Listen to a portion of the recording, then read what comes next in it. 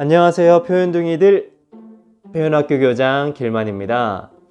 네, 이번 영상은 제가 운영하고 있는 온라인 독서 모임 온도의 3월 3일 2부 영상입니다.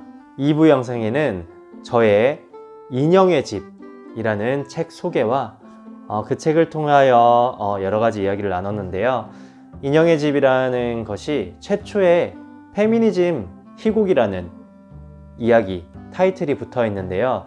좀 저는 다르게 느꼈지만 남녀 간의 그 역할에 대한 이야기를 많이 나눴습니다. 지금 페미니즘 이야기가 막 핫하고 서로 공격하고 그러는데, 그걸 떠나서 자기만의 생각을 한번 정리해보는 시간 가졌으면 좋겠습니다. 싸우자는 얘기가 아니라 좀 평화롭게 자기만의 생각을 정리하고 서로의 생각을 듣는 기회로 가졌으면 좋겠습니다. 그러면 또 참여하고 싶으신 분들은 언제든 아래 링크 보시고 참여해 주시면 감사하겠습니다. 드디어 진짜 너를 만나다. 보이지 않아 보이는 곳 온도.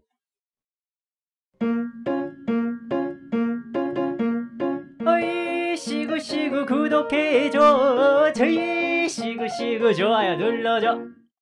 도와줍쇼. 그러면 제 책 소개를 한번 넘어가 볼까요? 어떠세요? 기대되시나요? 좋습니다. 기대됩니다. 이 책은 정민님이 예전에 한번 네. 소개한 적 있는 책인 것 같아요. 맞습니다. 네, 맞습니다. Doll's House. 인형의 집이라는 네. 희곡집이죠. 네. 희곡집이고, 이 사람 헨리크 요한 입센이라는 사람이 쓴 1800년도 중반에 쓴 희곡집입니다. 그래서 이제 한 여주인공이 살아가는 내용이죠. 근데 이제 간단한 줄거리를 말씀드리자면 어떻게 얘기할까요? 한 여자 주인공이 살고 있습니다. 네. 남편이랑 살고 있죠? 네. 네, 서민은 아니에요. 주인공 집안 자체가. 근데 남편이 한 사건이 일어나요. 남편이 은행 총재가 되는 사건이 일어나요. 네, 결혼한 지 한 8년 정도가 됐는데, 8년 만에 이제 총재가 되는 거죠. 근데 그 전에 남편이 크게 아팠던 거예요. 크게 아파서, 부인이 남편을 치료하기 위해서 돈을 빌립니다. 돈을 빌리고, 그 돈을 남편 몰래 남편 치료비로 쓰게 되는 거죠. 그래서, 남편은 이제 건강하게 회복을 해가지고, 이제 은행 총재가 돼버리는 거죠. 근데 은행 총재가 되는데, 남편이 은행 총재가 되면 잘리는 사람이 있는 거예요. 왜냐면 남편의 가치관에 맞지 않는 사람이 있었던 거죠. 근데 알고 보니까 그 사람이 이 주인공한테 돈을 빌려줬던 사람인 거예요. 그래서 이제 협박을 하게 되죠. 내가 만약 잘리게 되면 이 소식을 남편한테 알릴 거다. 그리고 결국 알려지게 됩니다, 남편한테. 편지로서. 편지로서 알려지게 되는데, 정민님 다 아시는 내용인데 되게 리액션 잘해주시네요. 네, 그래서 이제 그런 상황이 벌어지고, 그렇게 딱 그 편지를 받았을 때 남편의 행동이 이제 자기의 명예가 실추되는 거에 대한 걱정을 하는 거예요. 그러다가 갑자기 이제 한 사건이 일어나서 돈을 빌려준 사람이 자기는 돈 안 받아도 된다는 서신이 오게 되거든요. 근데 딱 서신을 받자마자 남편의 행동이 바뀌게 돼요. 그러니까 너를 용서하겠다 이거죠. 차용증과 함께 서신이 오는데 차용증을 불태우면서 나는 내 부인을 자비롭게 용서를 하고 그렇게 되면 당신은 나의 이제 더 큰 소유물이 될 수 있다 막 이런 식으로 얘기를 해요. 근데 그 모습을 보고 여자 주인공이 깨닫게 되죠. 자신은 아버지 또 남편의 하나의 인형이었을 뿐이다. 라고 깨닫게 되면서, 스스로의 가치를 찾기 위해서 세상에 한 걸음 나가게 되는 그런 내용으로 끝나는 작품입니다. 네, 그래서, 이게 후대 사람들이, 최초의 페미니즘 희곡이라고 얘기를 하는 그런 책인데요. 개인적으로 페미니즘 희곡이라기보다는 그냥 페미니즘 희곡이라고 느낄 수도 있지만 그때 사회 제도에 대한 비판이었던 것 같아요.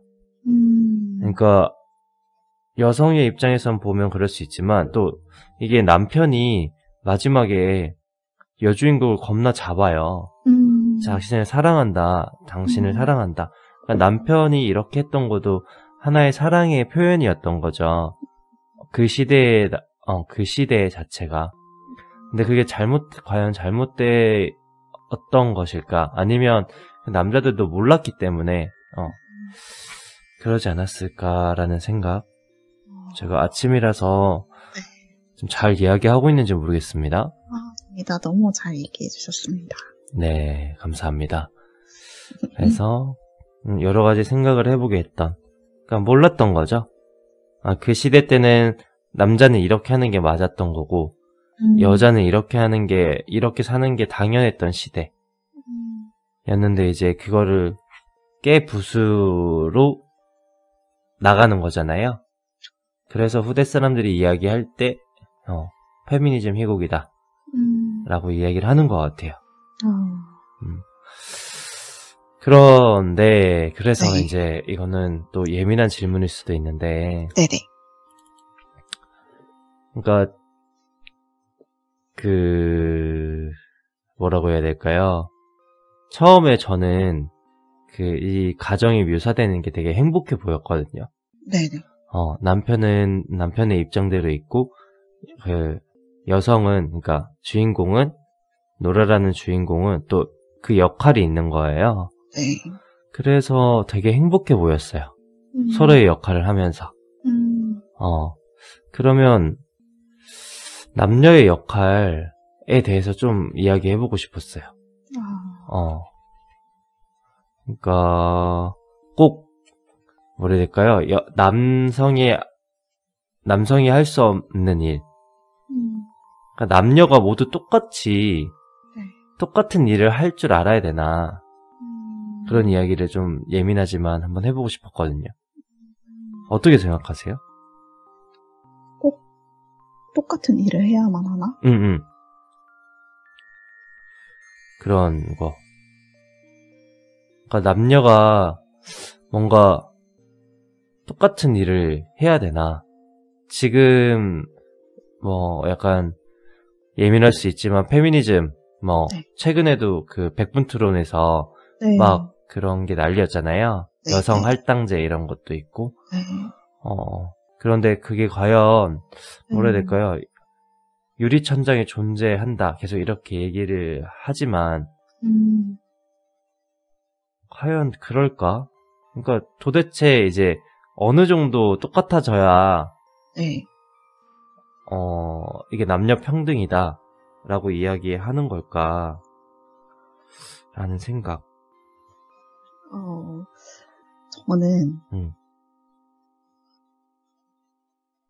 저는 그냥 제가 개인적으로 페미니즘 그거를 보는 시선이 제가 막 예민한 질문이죠. 욕하지 말아주세요, 여러분. 좋은 시선만으로 보이지는 않아요. 제가 여자인데도 사실 남자가 꼭 해야 하는 일, 여자가 해야 하는 일, 그렇게 나눠져 있다기보다는 그냥 그 둘이 서로를 존중하지 않아서 생긴 문제인 것 같아요. 각자가 다 잘할 수 있는 일은 다 다르다고 생각을 해요. 그게 남녀를 나눠서뿐만가 아니라 누구든지 남자도 보통 이제 성 역할에서 여자가 더 잘할 수 있는 일이다라는 거를 남자가 더 잘하는 경우도 있잖아요. 그쵸.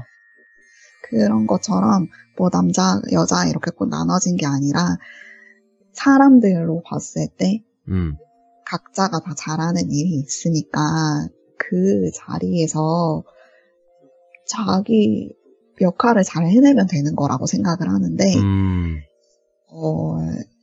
이제 남자든 여자가 좀 이렇게 차별을 받았다라고 생각을 하는 게, 그러니까 어느 정도는 생각할 수 있지만, 네. 어허.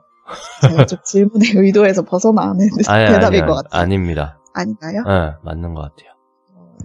그러니까 어느 정도는 그런 걸 생각할 수 있지만, 너무 이렇게 극단적으로 가고 있는 것 같아요, 현재는. 좀 과도기다, 이런 느낌인가요? 네. 이렇게까지 네? 해야 하나? 싶은 생각이 좀 들 때가 있고요. 네. 여러 가지 생각을 네. 해보시고 계신 거죠? 그러니까 남자, 여자의 역할. 네. 그런 부분은 인정을 해요. 그러니까 여자라서 뭔가 뭘 못해 이렇게 하는 시선이 예전에 존재했던 네. 거는 분명히 있고 아직도 존재할 수도 있는 거라고 생각을 해요. 근데 정말 많이 없어졌잖아요. 네. 근데 이제 남자 여자의 신체적 차이, 그러니까 원래 타고난 뭔가의 신체적 능력 차이를 아예 무시하는 쪽으로 계속 가고 있는 건 아닌가.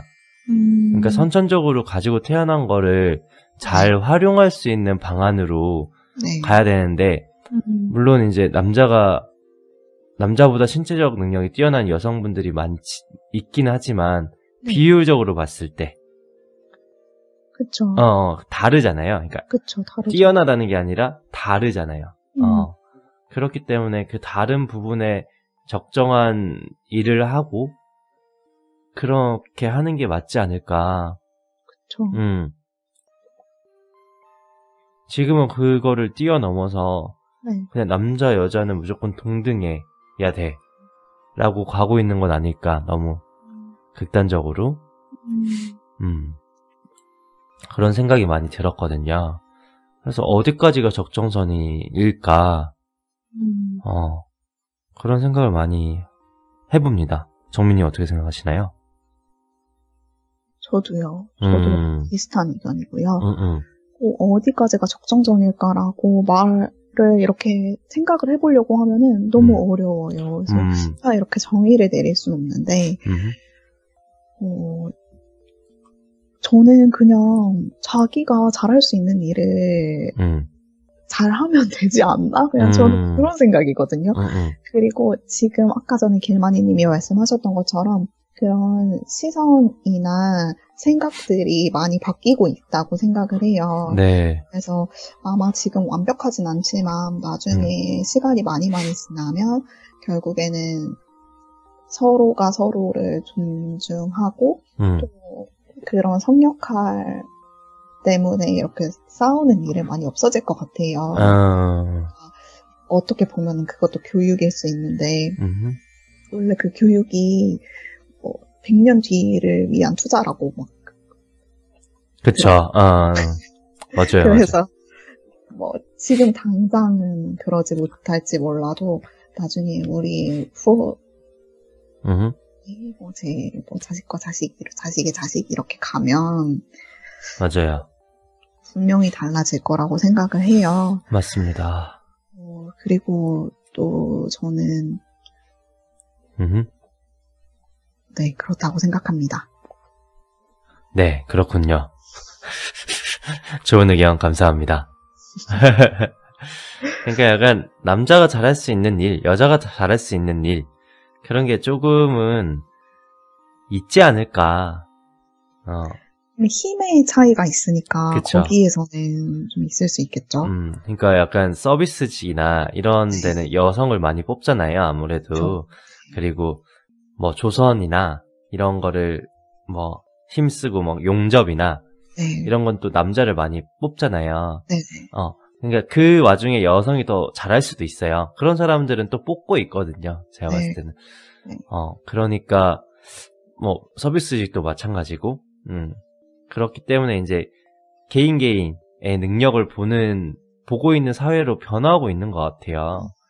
근데 이제 저희 아버지 세대, 한 10년, 20년 전의 세대에 그렇게 했다고 해서 계속 그것만을 물고 늘어질 게 아니라 네. 지금 현재 상황에서 복지도 많이 좋아지고 있잖아요. 경력 단절 안 되게끔 그쵸. 많이 좋아지고 그쵸. 있고, 뭐 육아휴직이라든지 뭐 이런 것도 많이 그런 부분에서 좀 싸우면 어떨까? 차라리 남녀를 막 남자가 이렇게 해서 이렇게 해줘야 된다 이게 아니라 여성이 어떻게 하면 경력 단절이 안 될까에 초점을 맞춰서 가면 많은 부분이 해결되지 않을까라는 생각을 좀 하거든요. 왜냐면 지금 솔직히 말씀드려서 능력이 똑같은데 그러니까 같은 직종에 같이 남녀가 취직을 했는데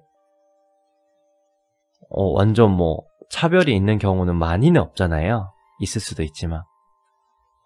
그쵸. 그럼 뭐 심각한 차별을 있을 수도 있지만 또 없는데도 많을 거예요. 그쵸. 네. 그런 게 많이 없어지고 뭐래될까 남녀가 똑같이 취직을 하고 똑같이 했는데 봉급이 아예 70% 작다 이건 아니잖아요. 그런 느낌을 많이 주장을 하잖아요.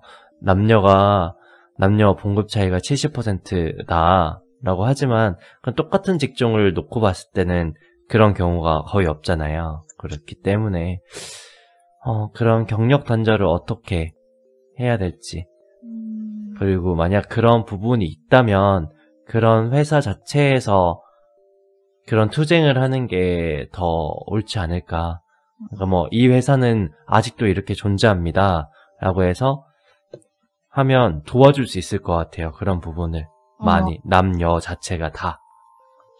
근데 그 모든 걸 약간 싸잡아서 라고 얘기해야 될까요? 모든 걸 이제 범위를 넓혀가지고 우리나라 사회는 이래라고 얘기하는 거 자체는 좀 지양해야 되지 않을까라는 생각을 좀 해봅니다. 예민할 수 있는 주제, 또 한번 얘기를 해봤습니다. 네. 네, 어떠셨는지.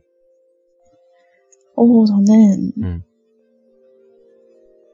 좋은 대화였던 것 같고요. 네. 어쨌든 목소리로만 이렇게 하는 거잖아요. 네. 그러니까 이런 예민한 주제를 다룰 때도 네. 좀 자신의 의견을. 그쵸. 얘기하기가 편하다고 해야 될까요? 네. 저는 얼굴이 밝혀진 상태라서.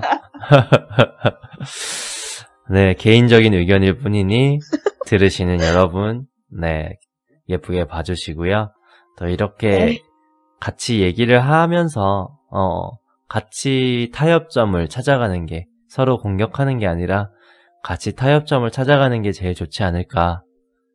자신만의 의견이 옳다고 하는 것 자체가 제일 지향해야 될 것 같다는 생각을 하면서 또 제 인형의 집,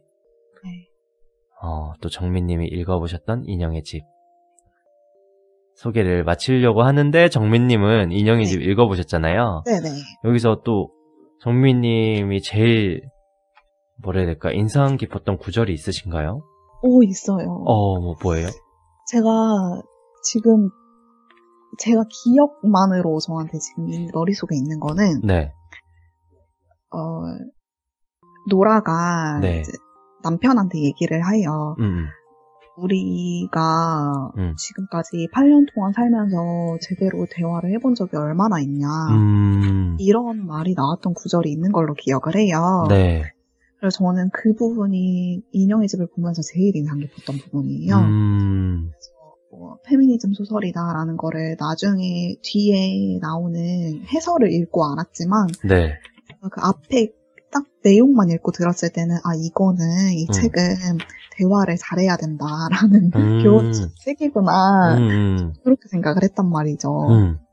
그래서 저는 그 부분이 제일 인상 깊었던 것 같고 어떻게 보면은 뭐 그 시대에 그러니까 이게 뭐 페미니즘 소설이라고 하지만 그때 만약에 그 둘이 얘기를 잘 나눴다면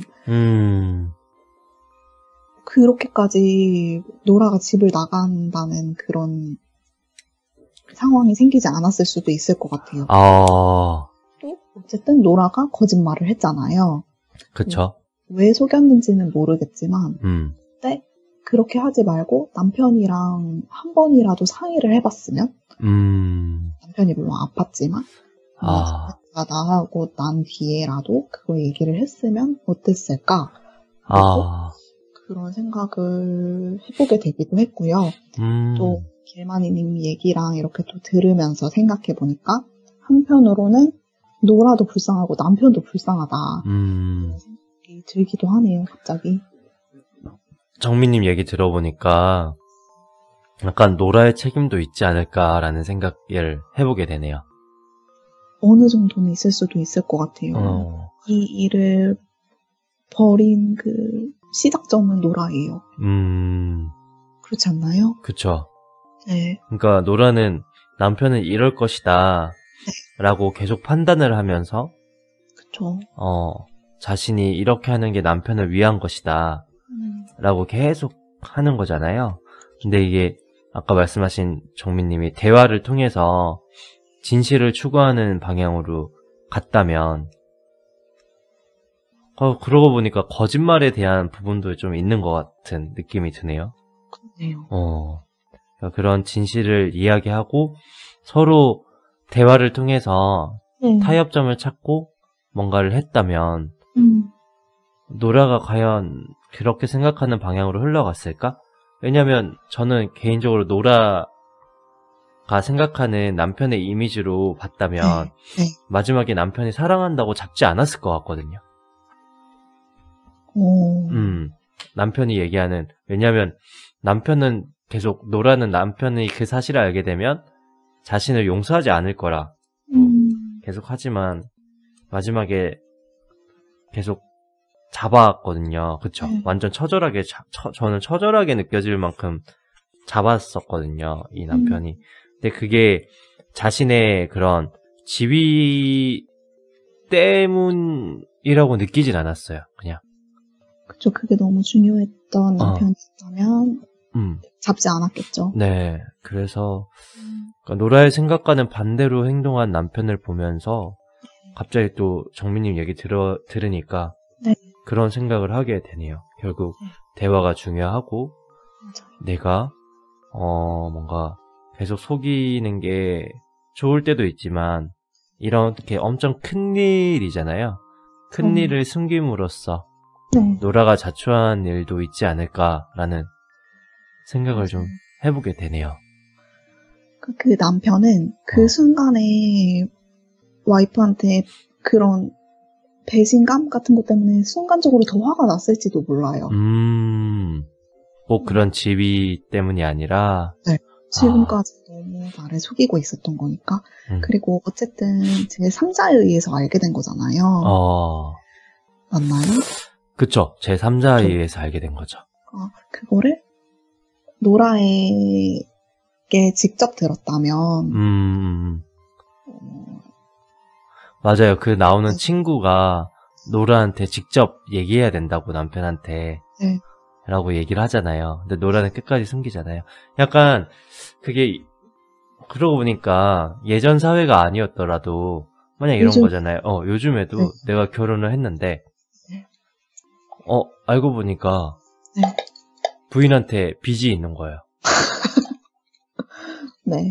빚이 있는데 그게 나 때문에 쓴 거예요.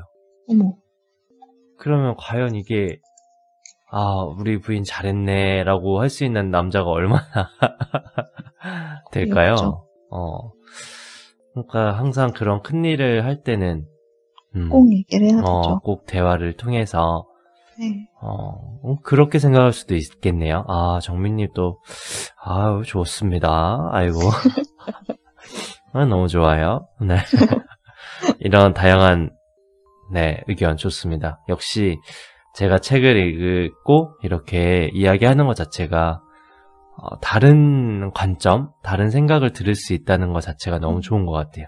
맞아요. 그러면서 좀 생각의 크기가 넓어지는 것 같고, 최근에 정영진 씨 맞나? 최영진 씨인가? 정영진 씨인가? 백분토론 나오신 분이 그런 얘기를 했거든요. 지금 현대사회는 단편적인 사고의 길이가 짧아졌기 때문에 약간 이런 극단화, 양극화 현상이 오는 것 같다라고 이야기를 하더라고요. 근데 어느 정도 저는 동의하는 부분이 있거든요.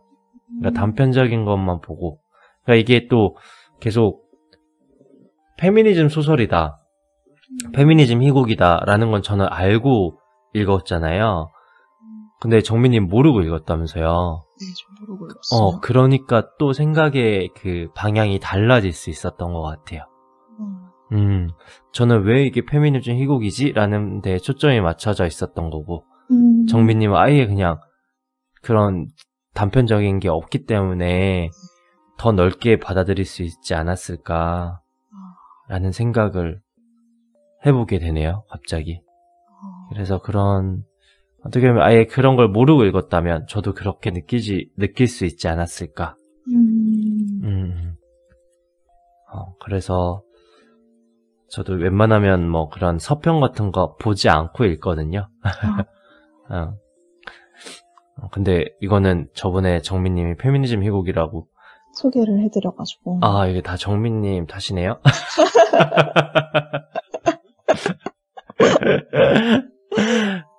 농담입니다. 여튼 또 사고의 생각, 사고의 길이를 넓히는 것 자체가 또 이렇게 대화하고 토론하는 자리가 정말 좋은 것 같아요. 네, 너무 좋습니다. 아이고, 감사합니다.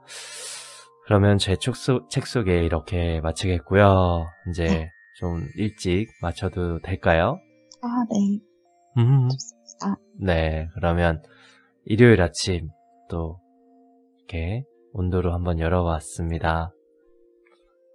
또 방송 들으시는 여러분도 이런 생각이 있거나 이러면 과감하게 자기 생각을 또 표현할 수 있는 자리 마련했으면 좋겠습니다.